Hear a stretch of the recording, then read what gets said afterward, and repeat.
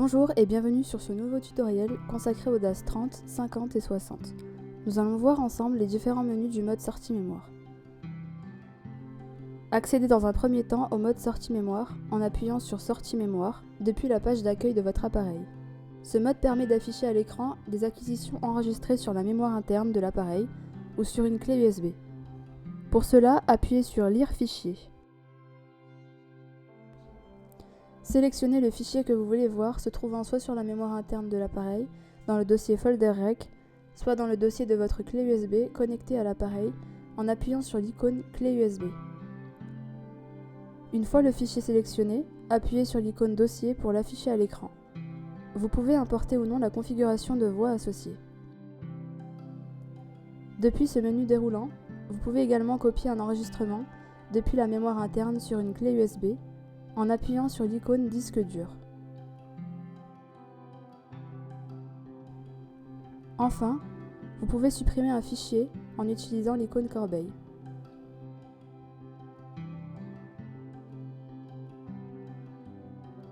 En appuyant sur écrire données dans fichier, vous pouvez en plus créer un nouveau fichier à partir du fichier ouvert.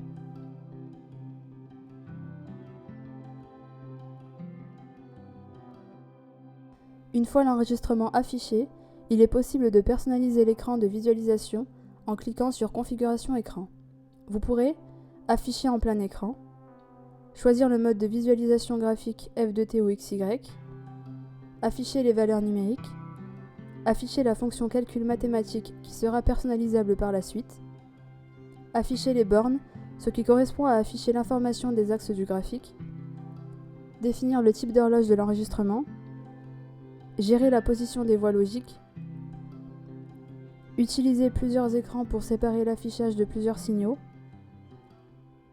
personnaliser les couleurs du fond, du réticule et des curseurs. Vous pouvez choisir d'afficher des indicateurs concernant vos signaux sur le graphique en cliquant sur Calcul mathématique. Ainsi, sur la voie de votre choix, vous pourrez par exemple afficher les valeurs mini ou maxi, la valeur moyenne et plein d'autres calculs.